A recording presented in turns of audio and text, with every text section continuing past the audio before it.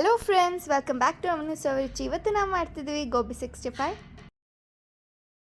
ಮೊದಲು ನಾವು ಕಾಲಿಫ್ಲವರ್ನ ಚಿಕ್ಕದಾಗಿ ಕಟ್ ಮಾಡಿಕೊಂಡು ನಂತರ ಒಂದು ಬಾಣಲಿಯಲ್ಲಿ ಕುದಿಯೋ ನೀರಿಗೆ ನಾವು ಉಪ್ಪು ಅರಿಶಿನ ಹಾಕಿ 5 ಮಿನಿಟ್ಸ್ ಬೇಯಿಸ್ಕೊಳ್ಳೋಣ. ನೆಕ್ಸ್ಟ್ ನಾವು ಬೆಂದಿರೋಂಥ ಈ ಕಾಲಿಫ್ಲವರ್ದ ನೀರೆಲ್ಲ ಸೋಸ್ಕೊಂಡು ಒಂದು ಬೌಲಿಗೆ ಟ್ರಾನ್ಸ್ಫರ್ ಮಾಡ್ಕೊಳ್ಳೋಣ.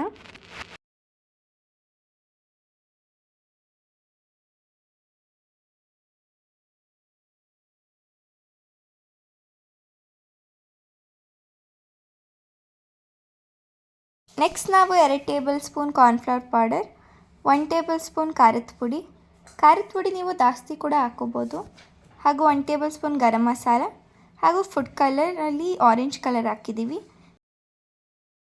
ಸ್ಪೂನೋ ಅಥವಾ ಕೈ ಹೆಲ್ಪಿಂದ ನೀವು ಇದನ್ನು ಮಿಕ್ಸ್ ಮಾಡ್ಕೋಬೇಕು.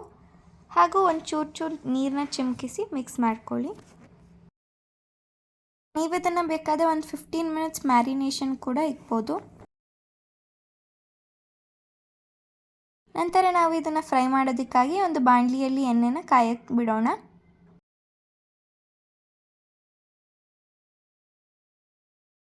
ನೆಕ್ಸ್ಟ್ ನಾವು ಒಂದೊಂದೇ ಪೀಸ್ ಗೋಬಿನ ಹಾಕಿ ಫ್ರೈ ಮಾಡ್ಕೊಳ್ಳೋಣ.